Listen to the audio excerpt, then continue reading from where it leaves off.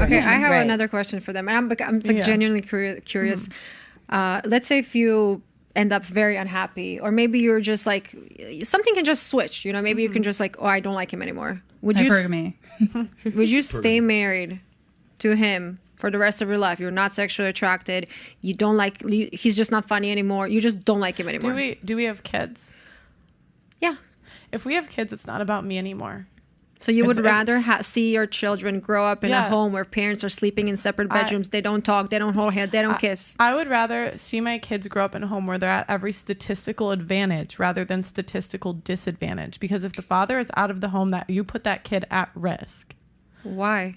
Because life is not easy. Like, it's you might think, you know, as a woman, like, oh, my kid's going to be fine. Your child is just another human being in this world. The world is going to show your kids that they're at a disadvantage. Because that was the question I had. I used to hate all my friends when I was a kid that had 2-parent households, right? And I would look at them like, why are they so happy? And now that I'm older, I can reflect. I'm like, man, everything that they say about being in a single mother home, it just isn't a good time. And we were talking about it because we were talking about mental health the other day. And I was saying, like, mental health isn't a thing in my family. Like, we're all just happy people. And she says to me, that's because you had both parents in the home. I don't agree with that, because there's a lot of people who have mental health issues. issues. The science doesn't care about your feelings. It's true. It's like, you are at a disadvantage. It's very negative outcomes. I mean, we can continue to facilitate this and then cry about the dating market, but like women are kind of constructing these problems. Like, we're raising these children in broken homes because we're choosing to reproduce with men who aren't our first choice. So you would stay in a marriage that you don't love somebody anymore. What is love? What is that? Do you love your husband? Yes, I love my husband. So then if you like, let's say okay, let me just finish my sentence before you jump in. Things can happen. You can separate with someone. You can be with him for 20 years. And then you're like, I don't want to be here anymore. Okay, maybe not 20. Let's say 10 years, because we're still talking about kids. So you would want to show your kids that you like it's okay to live in a marriage, in a loveless marriage. Well, so here's the thing. You leave him, right? So what's the idea? My mom is a happy, joyful divorcee and my parents are split. Do you not know what co-parenting is? I understand co-parenting, but you're also acting like most women are willing to co-parent in an agreeable manner. That's not what I've seen. That's not what I witnessed. People who get a divorce, obviously, sometimes there's a lot of drama. Right. But sometimes people can co-parent. You don't agree with that? But that's no one's first choice, though. What's no one?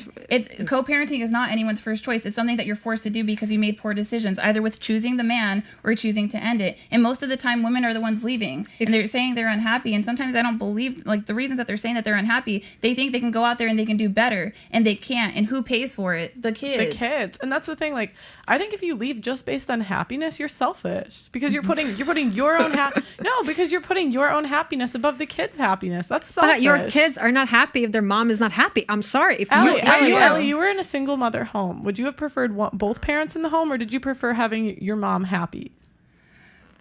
I would have preferred, well, some women you just can't make happy, but I would say having a 2-parent household. I think about that sometimes. Like, what would it have been like? I have no point of reference for a 2-parent household. You know, all I can do is look around at my friends that I was like resentful that they were so happy. I mean, you can think what you want, and women are going to keep doing it. They're going to keep leaving men because they don't feel happy, and they're going to take half of his stuff. Like, it's different if you leave amicably and you don't try to rob him, which it is robbery. You can call it child support, you call it alimony. It can still be unethical. If you mate with an involved father, there's no reason to take him to court. So it's like, you know, leave if you're not happy and take half his stuff. That's not a message I can get behind. Like, figure it out. Go to couples counseling. You're an autonomous, intelligent woman. You need to go out and you need to do the work. Quick question for you guys, because we got to wrap up by 6 here.